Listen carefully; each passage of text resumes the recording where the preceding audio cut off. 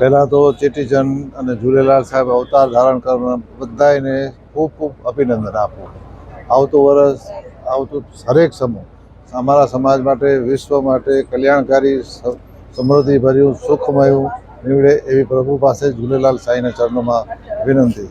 રાજકોટમાં રાજકોટ નહીં પૂરા વિશ્વમાં ઝૂલેલાલ સાહેબની બહુ ઉમંગ ઉત્સાહથી ઉજવણી કરવામાં આવે છે.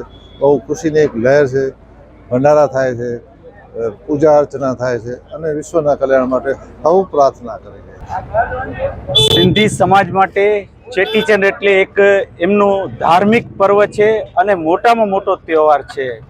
કારણ કે એવું કહેવાય છે કે અમારા જે પૂર્વજ જે રહેતા હતા એમાં મિખરશા બાદશાહ જે હતા એમનો ખૂબ ત્રાસ હતો, અતિશય ત્રાસ હતો.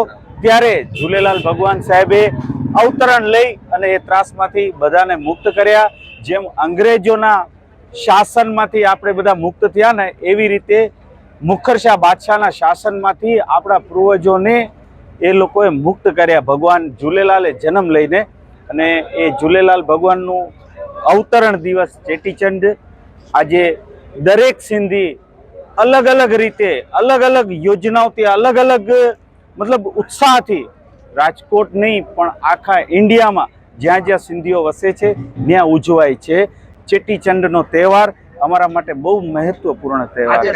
અહીંયા બાઇક રેલીનું આયોજન છે જેમાં જેન્ટ્સ બાઇક રેલીમાં બધા છોકરાઓ જોડાણા છે, દર વર્ષે જોડાય છે અને આ વર્ષે પણ શાંતિસભર અને સંયમતાથી આ બાઇક રેલી તેલિયારામ દરબાર સાહેબથી નીકળશે અને ભાટિયા બોર્ડિંગ હોલે એનું સમાપન થશે.